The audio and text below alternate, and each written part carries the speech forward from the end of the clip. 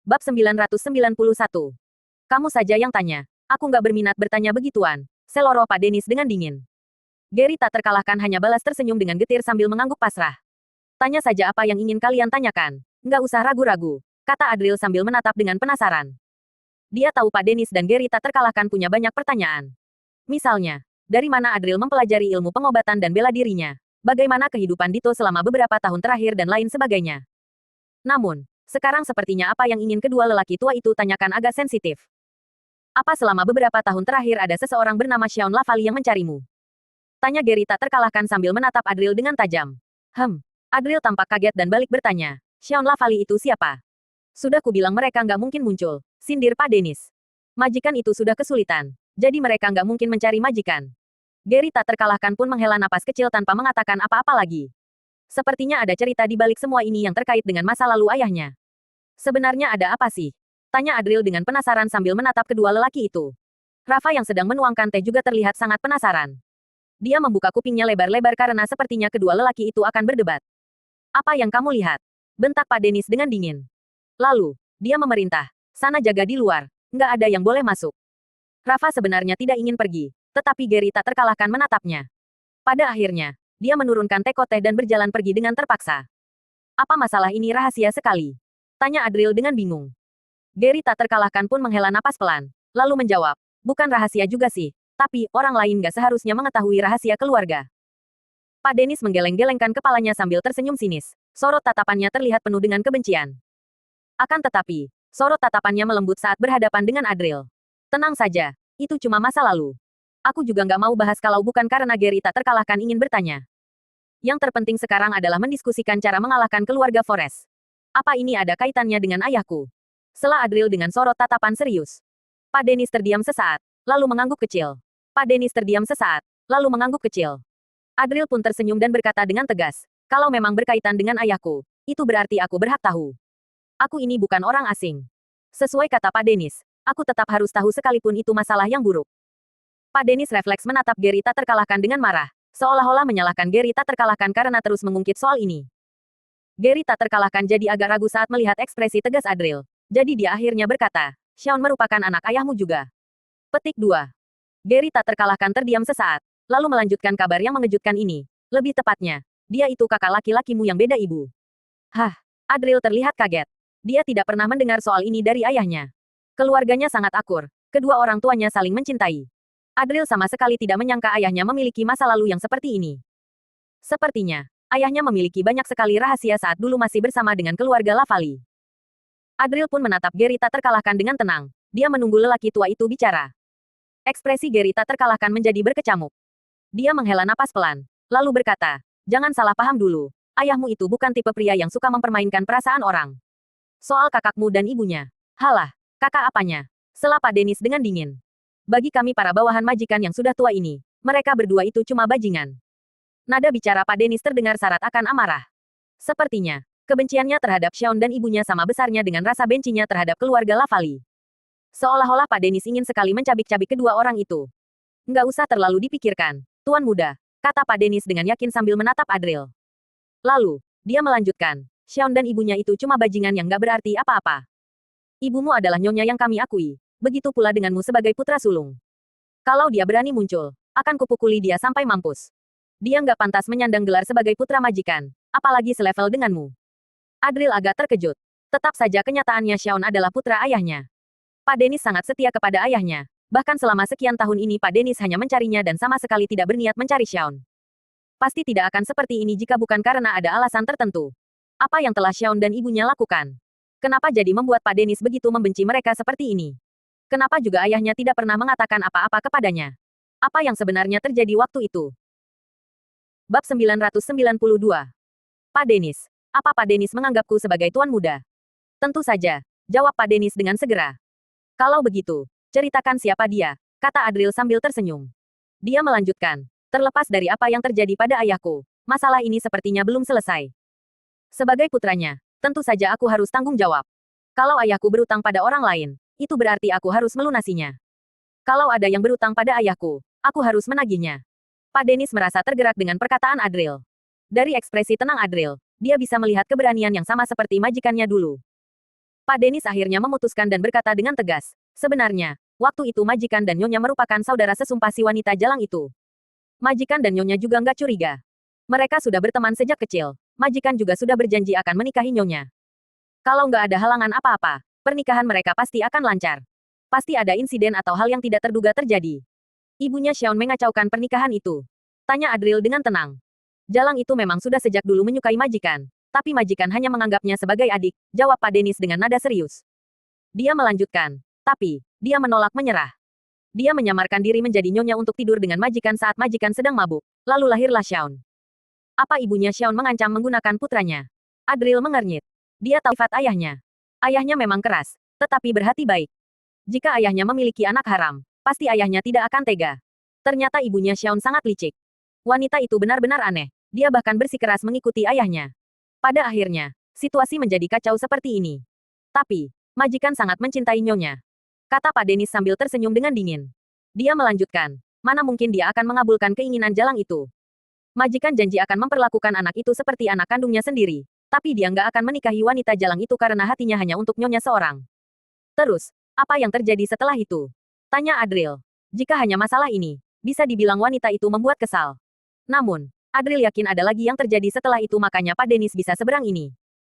Pak Denis pun melanjutkan dengan mata yang menyalang marah. Wanita jalang itu meminta bantuan kepada guru majikan. Bakat bela dirinya sebenarnya nggak seberapa, tapi dia itu putri. Gurunya majikan. Sejak kecil, dia selalu dimanja. Dia selalu mendapatkan apapun yang dia inginkan, jadi belum pernah dia menderita seperti itu. Karena dia sudah membuat masalah yang sulit diatasi, tentu saja pada akhirnya dia hanya bisa meminta tolong kepada ayahnya. Guru majikan marah sekali. Dia meminta majikan untuk membunuh nyonya demi menikahi putrinya yang jalang itu. Mana mungkin majikan berani melawan gurunya sendiri. Akhirnya, majikan dan nyonya terpaksa kabur ke keluarga Lavali. Majikan pikir keluarga tempat dia mengabdi selama sekian tahun ini pasti akan melindunginya. Pak Denis pun menatap Gary tak terkalahkan dengan tajam. Sementara Gary tak terkalahkan hanya bisa menghela napas dan tetap diam. Pak Denis pun lanjut bicara lagi dengan marah. Sayangnya, tetua keluarga Lavali memiliki otoritas yang terlalu mendominasi. Si kepala keluarga bahkan nggak sanggup berkutik. Mereka takut begitu majikan menjadi kepala keluarga, majikan akan membubarkan para tetua untuk mengurangi otoritas mereka. Itu sebabnya mereka akhirnya berpaling dari majikan mumpung majikan sedang mengalami kesulitan. Pak Denis pun menggebrak meja dengan kesal, lalu lanjut mengumpat. Para tetua keluarga Lavali itu saling bekerja sama. Padahal kontribusi mereka buat keluarga Lavali nggak sebanding dengan apa yang majikan lakukan sendirian. Sebenarnya keluarga Lavali waktu itu bisa bertambah maju, tapi mereka buta akan keuntungan yang ada di depan mata. Mereka sengaja ingin melenyapkan majikan dan menghentikan kemajuan keluarga Lavali. Harusnya semua tetua bajingan dari keluarga Lavali itu mati saja. Ekspresi Gary tak terkalahkan juga terlihat penuh dengan rasa benci. Memang benar para tetua itu sangat tamak. Mereka bahkan rela mengorbankan cucu yang jenius untuk berperang demi keuntungan pribadi mereka sendiri. Aku memang nggak bisa membunuh mereka, kata Gary tak terkalahkan dengan dingin. Tapi, nanti setelah Adril pulang, kamu harus membantuku membereskan masalah ini. Adril balas mengangguk kecil sambil berkata dengan tenang, oke. Masalah ini harus dibereskan. Mata ganti mata, gigi ganti gigi. Akan tetapi, saat ini masih ada masalah lain yang harus dibereskan. Terus, akhirnya guru ayahku datang. Tanya Adril sambil menatap Pak Denis. Iya, jawab Pak Denis sambil mengangguk dengan kesal. Gurunya majikan memberikan dua pilihan kepada majikan. Antara membunuh nyonya sendiri atau menikahi putrinya. Dia juga meminta majikan dan nyonya mengembalikan ilmu bela diri mereka kepadanya. Lalu memutuskan median di tubuh mereka agar mereka selamanya jadi orang yang gak berguna dan gak bisa bangkit lagi. Benar-benar konyol. Dia bahkan berani meminta majikan untuk mengganti biaya kultivasinya. Setelah majikan berperang dan sedikit kekuatannya kembali, lelaki tua itu meminta sumber daya yang besar setiap bulannya. Begitu majikan jadi terkenal, dia makin serakah. Dia bahkan meminta hadiah dan juga bahan obat yang diberikan kepada majikan. Bukankah majikan itu muridnya? Tapi, dia menganggap majikan sebagai gudang tak terbatas yang bisa dia jarah seenaknya. Justru dia juga bisa maju berkat sumber daya besar yang majikan berikan setelah nama majikan tersohor. Bab 993. Aku curiga dia sebenarnya diam-diam menyetujui rencana putrinya untuk hamil anak majikan supaya dia bisa mengikat majikan selamanya sehingga dia bisa terus memanfaatkan majikan. Pak Denis benar-benar murka. Ekspresi Adril juga terlihat serius. Ternyata guru wanita jalang itu bukan orang baik-baik, melainkan justru memperbudak muridnya mentang-mentang dia yang menjadi gurunya. Di dunia ini ada guru yang baik seperti tabib agung, tetapi ada juga guru yang tidak beradab seperti guru ayahnya. Pak Denis berusaha menenangkan dirinya. Lalu berkata dengan penuh rasa benci, dengan perhatian dari semua orang, majikan nggak mungkin mencampakkan masa depan dan kultivasinya demi memilih nyonya. Tapi, Kalau dia nggak melakukannya, jangan panggil Dewa Perang Dito. Majikan benar-benar sudah mati rasa akibat pengkhianatan dari keluarganya, serta pemerasan dari gurunya. Karena mereka jugalah yang mengajarkan ilmu bela diri kepada majikan. Jadi majikan mengembalikan semuanya kepada mereka. Majikan dan nyonya membuang hasil kultivasi mereka dan sekarang pensiun. Amarah Gary tak terkalahkan pun ikut tersulut. Dia benar-benar murka. Siapa sangka Dito yang dikenal sebagai pahlawan itu ternyata kalah bukan dari musuhnya, melainkan karena pemerasan dan pengkhianatan dari pihak internalnya. Di medan perang, belati yang menusuk dari belakang memang seringnya lebih mematikan daripada anak panah yang tersembunyi. Terus, sekarang wanita itu di mana? Tanya Adril dengan dingin. Hasrat membunuh terdengar jelas dalam suaranya. Sekalipun majikan nggak bisa kultivasi lagi, tetap saja wanita jalang itu harus mengikuti majikan. Ejek Pak Denis. Tapi, mana mungkin majikan mau? Lagi pula, majikan sudah dianggap nggak berguna di mata gurunya. Dia melarang wanita jalang itu mengikuti majikan lagi karena majikan dianggap sudah nggak bernilai apa-apa lagi. Lucunya, Gary tak terkalahkan malah mengira wanita jalang itu mungkin merasa bersalah. Itu sebabnya dia bertanya apa Xiaon dan yang lainnya pernah mencarimu atau enggak. Hahaha. Mana mungkin wanita jalang dan anak haram itu punya hati nurani untuk meminta maaf kepada majikan. Pak Denis benar-benar diliputi dengan kebencian. Rasanya dia ingin sekali mencabik-cabik pasangan anak dan ibu itu. Karena merekalah yang menyebabkan kejatuhan Dito. Oke, aku mengerti, kata Adril sambil mengangguk singkat. Dia pun mengeluarkan sebuah buku kecil dan pena dari ruang penyimpanan surgawi, lalu menulis di sana. Siapa nama ibunya Xiaon? Namanya Farah Benio. Tuan muda. Saat Pak Denis memperhatikan dengan bingung, dia menyadari Adril menuliskan beberapa nama di atas buku kecil itu. Ada nama Farah dan Xiaon, lalu Sugi, Rico dan keluarga Forest. Masih ada beberapa nama lainnya, yaitu Calvin dan Eric, tetapi nama mereka sudah dicoret. Setelah menuliskan nama itu, Adril pun berkata sambil tersenyum, Pak Denis, ada misi yang mau kuberikan kepadamu. Apa? Petik 2. Selidiki lokasi Farah dan Xiaon. Pak Denis sontak terlihat agak kaget. Dia berkata, Tuan muda mau. Petik 2. Balas dendam. Jawab Adril sambil tersenyum dan menutup buku kecilnya. Ayahnya mungkin tidak bisa berbuat apa-apa karena merasa utang budi dengan gurunya. Tetapi apa hubungannya itu dengan Adril? Orang seperti itu justru tidak boleh dibiarkan tetap hidup. Tuan muda. Pak Denis bergegas berkata, jangan terburu-buru. Lawanmu sangat kuat. Mana mungkin orang itu bisa menjadi guru Dito yang berasal dari keluarga besar jika dia adalah orang lemah. Selain itu, waktu itu kekuatannya naik pesat berkat sumbangan besar dari Dito. Pak Denis juga tidak bisa berbuat apa-apa. Dia terpaksa menghadapi keluarga Lavali terlebih dahulu. Pak Denis dan Gary tak terkalahkan merasa Adril masih terlalu lemah sehingga melawan orang itu sama saja dengan mencari mati. Kita bahas soal keluarga Forest saja dulu, kata Gary tak terkalahkan dengan pasrah. Adril hanya balas tersenyum kecil. Dia tidak memberi tahu mereka tentang warisan Tabib Agung. Dia harus menyembunyikan identitasnya karena Tabib Agung sendiri punya banyak musuh.